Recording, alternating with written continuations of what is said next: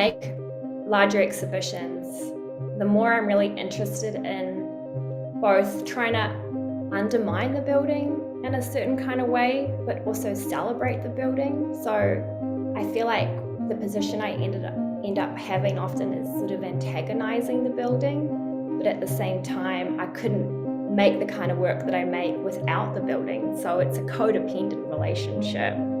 I'm looking at things in a way where I'm not just bringing my artwork into that space, I'm trying to use that space and co-opt space as an actual material in the project and bring in the sort of the entire building if I can to sort of support the ecosystem of the work that I'm making. I grew up in a town called Te Henga, Bethells Beach, which is on the west coast of Auckland in New Zealand. And Te Henga is a really small community of people living about 45 minutes out of Auckland City. And I grew up with a lot of artists, a lot of thinkers, a lot of really creative people who were choosing slightly different lifestyles. So the house I grew up in was built by my parents and their friends, using a lot of demolition materials.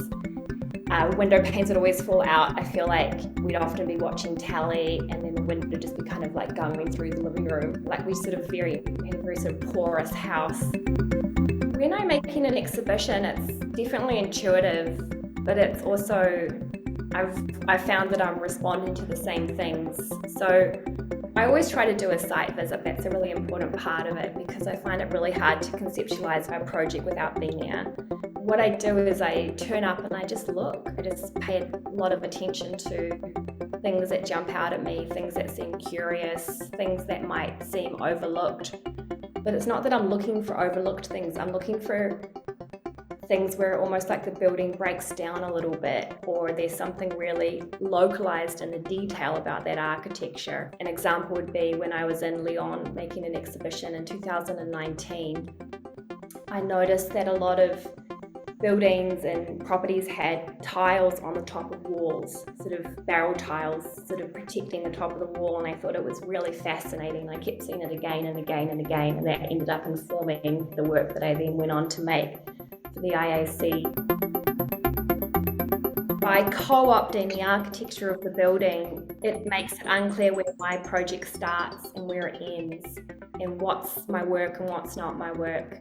And I'm okay with that ambiguity. So I really like this sort of feeling of putting my work into the fabric of the building, where it's almost like it could have always existed there. For example, I make my own window panes and I replace the window panes that are there with my own. And it's an unusual site for an artwork, but I like this idea of removal and excavation in order to then build on top of that.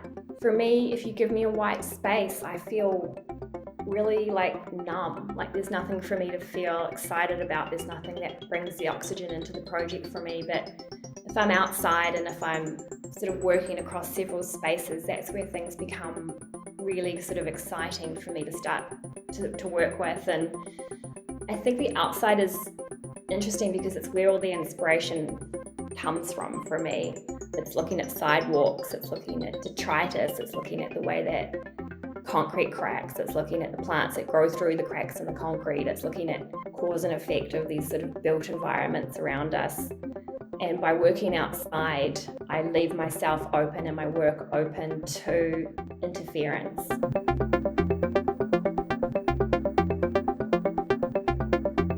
I did the residency in October 2012 and I thought I'd stay 3 months, and I ended up staying 6 months, which was really interesting because I got to arrive in fall and stay throughout the winter and then leave in spring. You get a little cottage to live in, but then you also get access to this really beautifully architecturally designed studio by Todd Saunders, who, although he's based in Norway, he's from Newfoundland. And this whole residency is in existence because Fogo Island is trying to reinvent itself after it lost its fishing community, which is where all the livelihoods came from.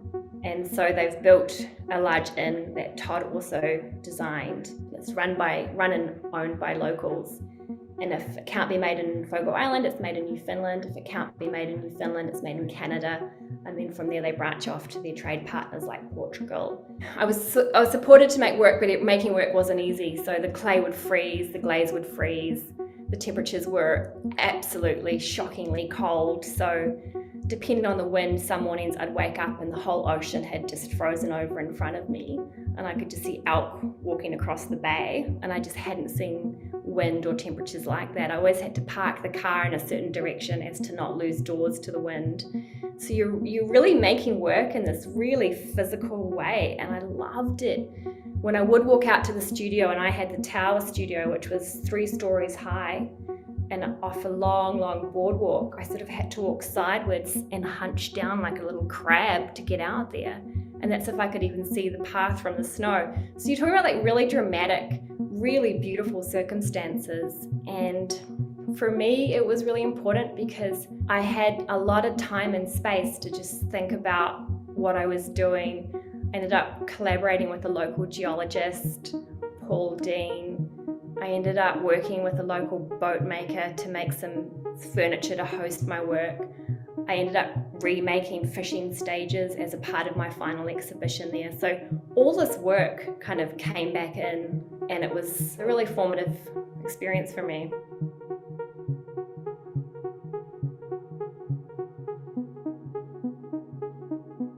The Elam Art Gallery is a space that I've been visiting since my early 20s. I know the space well. It's 3 levels, designed by the architect Ian Athfield. When I'm approaching these larger exhibitions, I want to remain focused, and I try to only do 1 or 2 or 3 works, or I try to only do what is like absolutely necessary. For this Elam Art Gallery exhibition, the introductory work was a pane of glass with a hole in it. And again, it's this threshold of bringing the outside in and the inside out. It's a really symbolic thing, but at the same time, in Wellington, where the Elam Art Gallery is, it's known for these extreme winds. Knowing this and wanting to use this and incorporate this into the work, the only work I have on the top floor is sort of a 7-layered wind chime, and I've put my windows on either side with holes in, so you could actually get a through breeze coming through the gallery. The top floor was just this sort of focus of one work, and it ignored all this other space, so it left quite a lot of empty space. But what it did also do is that you would then look down onto this ground floor work where I made a huge blue floor out of a sort of like a mortar-like material that was about 5 centimeters thick.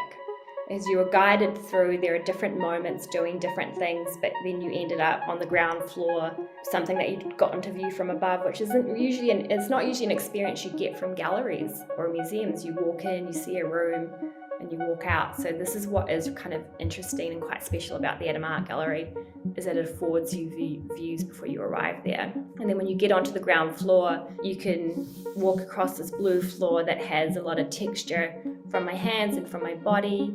There's little moments of like cast silver aluminium foil balls inside the concrete. So there's small little pockets of details. And then again, when you're looking out the perforated windows that I've inserted, you look down onto another work. So it's almost like this 3-story exhibition space then became a fourth, it had another level to it. So I like this idea of also going, it's not enough space, I want more, I want to keep the project going and going and going. So then you'd look out and you'd see a terracotta tile work that I made at a tile factory, carving up the raw tile with, again, a lot of gestures that you'd see on the blue concrete floor, but they translated very different in terracotta. When you're outside looking at the tile work, you could then look down onto a hill where there was a whole cut mark down the hill with these tiles that I made on people's thighs. So the community came together, friends and family, over Christmas. We all sat with wet clay on our legs, and we made 300 of these thigh tiles that then got inserted into this hill.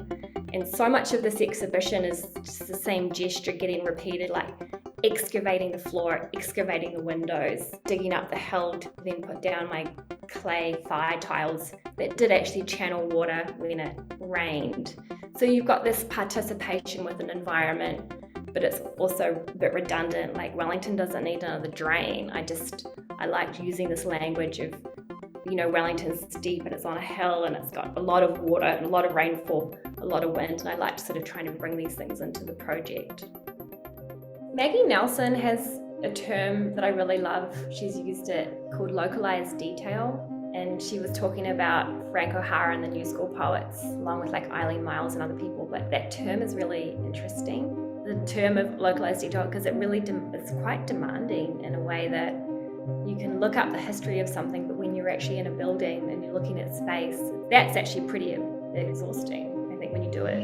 It's a really interesting thing to do, because I think you've got a certain kind of comfort zone when you're reading other people's ideas about spaces and why and that kind of thing. And I think when you're in there just looking, it's really unusual. I really love it. I love that term, localized detail. I'm absolutely a maker. I love making stuff. I love getting to go to a brick factory or a tile factory. I love just getting elbows deep into a project and diving in. So I'm not one to say, I've already made this, I'm just gonna show this.